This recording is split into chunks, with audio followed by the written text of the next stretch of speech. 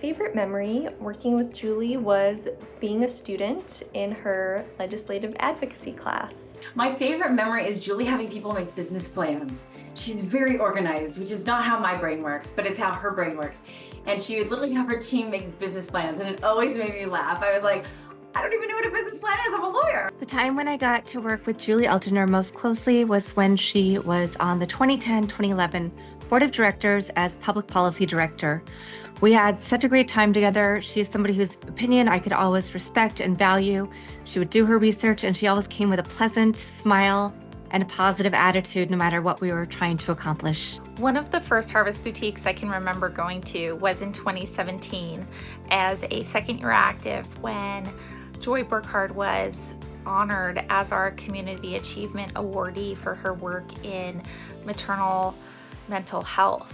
I hadn't known any of the awardees, and I didn't know who Joy was, but Julie Elginer was one of the women who introduced her. Joy's speech and Julie's introduction and their partnership and their collaboration and their implementation of their training through Junior League into this massive impact was really a revelation. It was the first time that I realized what an impact Junior League could have on me and my life. It's safe to say that the Policy Center for Maternal Mental Health would not be here without you.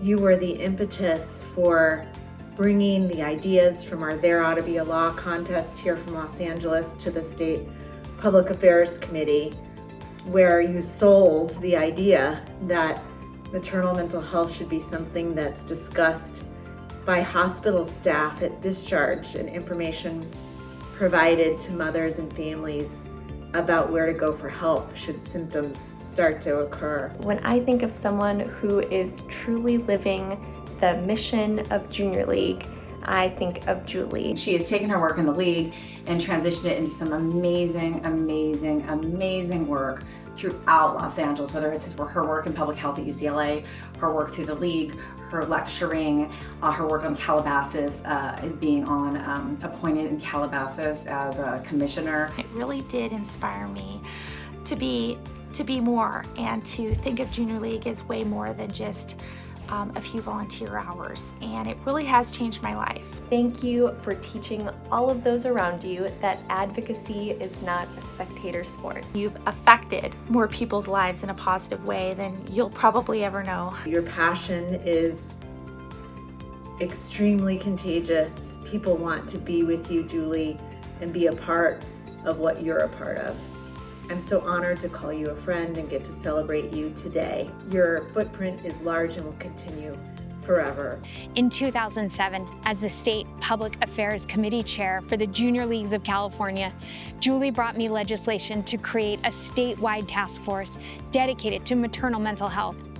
At the time, providers around the state were isolated, each individually reinventing the wheel in their respective areas.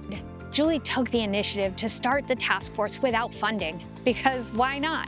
Julie embodies the essence of a change maker, someone I aspired to be as a young policy staffer. In 2012, she was instrumental in enacting the Kelly Abraham Martinez Act, which urged hospital and mental health care providers to educate women about perinatal depression. So the purpose of today's topic is really to broach a subject that's quite germane to the topic of maternal health and maternal mortality in the state of California, and that is perinatal depression and perinatal mood anxiety disorders. On a personal note, Julie's advocacy has deeply touched my life. Years after we met, I found myself giving birth to a micropreemie at 27 weeks. One of the specialists we saw discussed perinatal depression. I knew that this critical education was the result of Julie's relentless work with CalSPAC. Dr. Julie Elginer, you have profoundly impacted my life and how I view public service. Your exceptional dedication to your family, community, and our state serves as an enduring example of volunteerism for all of us to emulate and pass on to future generations.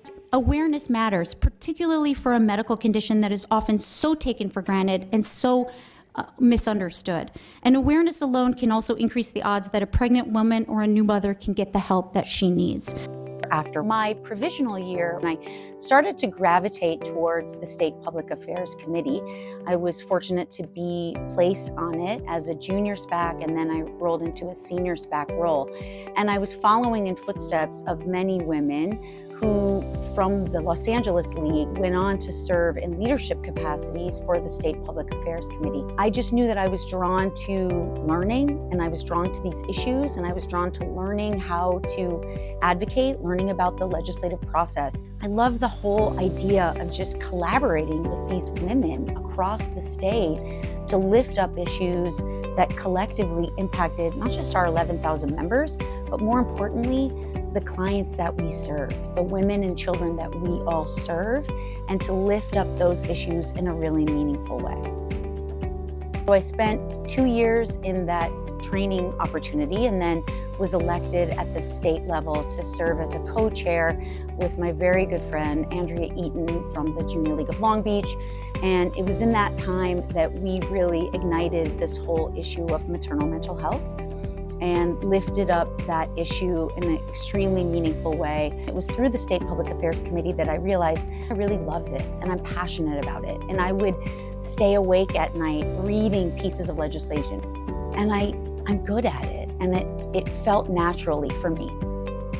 I quit my job, I went back to school. I applied to and was accepted into the doctoral program. And so it was really a natural extension of my work that I'd been doing with the League. I have learned how to become appointed at the municipal, at the county, and at the state level. And running for election is something that I have been encouraged to do many times, and it may still be in my pathway. And I start to get a little emotional because I think about the women that have been part of my life, not just my League life, but my life during the last 21 years. We've shared marriages, and we've shared deaths, and we've shared miscarriages, and we've shared births, and we've shared success, and we've shared failure, and we've shared job changes, and all of these kinds of things. And those types of friendships rooted in a commitment to lift up our community and to lift up one another are things that are irreplaceable. One of the things that was very daunting for me when I moved here was, where would I find my community? Where would I find my people? And would I find my people? And through the League, I found so many, dozens and dozens of women. Our time together was long, or our time together was brief, but there were very few evenings that I walked away from my time with the League saying that was not time well spent. It filled up my cup, which allowed me to fill up others' cups. And I just think through it, I want the Junior League of Los Angeles to continue to be a place that is inclusive, a place where everyone can find their people, everyone can find their path.